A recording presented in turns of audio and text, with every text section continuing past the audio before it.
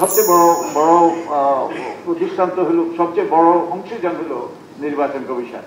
নির্বাচন কমিশন যদি নিরপেক্ষ না হয় এবং শক্তিশালী না হয়, তাহলে কিন্তু আমাদের পক্ষে সুষ্ঠু নির্বাচন নিশ্চিত করা সম্ভব না। এইসব ব্যাপারে আমরা অনেকগুলো সুপারিশ করেছি, আমরা গুরুত্বপূর্ণ সুপারিশ করেছি, কিন্তু দুর্ভাগ্যবশত আমাদের সুপারিশগুলো বহুলাংশ উপেক্ষিত হয়েছে। এবং যে এই আমরা বহু কষ্ট করে, আমরা 6 মাসের মতো সময় ব্যয় করে দিন রাত কেটে, এবং আমাদের অনেকে সম্পূর্ণ স্বেচ্ছাশ্রম ভিত্তিতে এই কাজটা করেছে, কিন্তু দুর্ভাগ্যবশত অনেকগুলোই কিন্তু ওই যে আমাদের আত্মীয়তা অন্তর্ভুক্ত হয় নাই।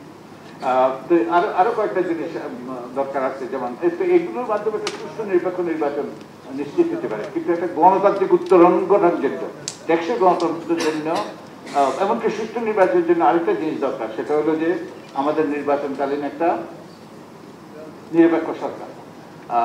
আপনারা হয়তো অনেকেই জানেন, আমি নিজে আদালতে গিয়েছি, I was the lead petitioner 13 অ্যামেন্ডমেন্টে এবং 15 অ্যামেন্ডমেন্টে।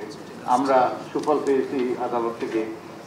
তো এর মাধ্যমে নির্বাচনটা সুষ্ঠু হওয়ার একটা পথ সুগম হলো। তো এই গণতান্ত্রিক উত্তরণের জন্য এখন একটা গণভোট হবে। এই যে গণভোটে অনেক রকম প্রশ্ন আছে, ভবিষ্যতে আমরা হয়তো এই নিয়ে আরো আলোচনা করবো। বললাম তো নির্বাচন চ্যালেঞ্জগুলো তো বললাম, যে অপরিচ্ছন্ন নির্বাচনী অঙ্গন, তারপরে রাজনৈতিক অঙ্গন অপরিচ্ছন্ন, এইগুলো তো বললাম, সবগুলো তো বললাম। তো আরো বলতে পারি, অনেকক্ষণ বলতে পারি। এনিওয়ে, তো এই যে গণভোটটা হবে, আমি জানি 4টা প্যাকেজ, কিন্তু একটা প্রশ্ন, এইভাবেই কিন্তু গণভোট হয়। তো এখানে এই প্রশ্নগুলোর মাধ্যমে যেটা তুলে ধরা হচ্ছে, সেটা হলো আপনি কি সংস্কার চান না চান না, আপনি একটা কার্যকর গণতান্ত্রিক ব্যবস্থা চান না, আপনি একটা গণতান্ত্রিক উত্তরণ চান কি চান না। তো আপনাকে সেইভাবে উত্তর দিতে হবে। আপনি যদি চান তাহলে হ্যাঁ উত্তর দেবেন, আর যদি না চান না উত্তর দেবেন। তো আর আমি অনেক কথা বলে ফেলেছি, আরো অনেক বলা যেটা আরো অনেকেই বলবেন। তো আমি আপনাদের সাথে কয়েকটা তথ্য তুলে ধরতে চাই।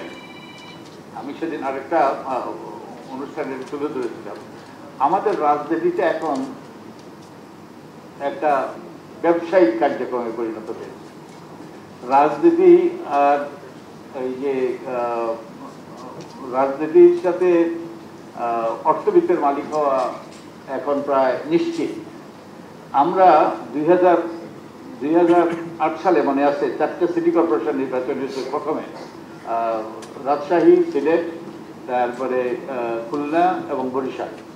এবং সেখানে 2008 সালের নির্বাচনে সবগুলোতে আওয়ামী লীগ জিতেছিল। 2013-তে আবার সেই প্রার্থীরাই প্রতিদ্বন্দ্বিতা করেছে, সেখানে সবগুলোতে কিন্তু আওয়ামী লীগ ঠকেছে। এবং সেখানে যে যারা নির্বাচিত মেয়র ছিলেন, তাদের নিজেদের আয় এবং নিজেদের উপর নির্ভরশীলদের আয়ের আমি একটু তথ্য আপনাদের সাথে শেয়ার করতে চাই।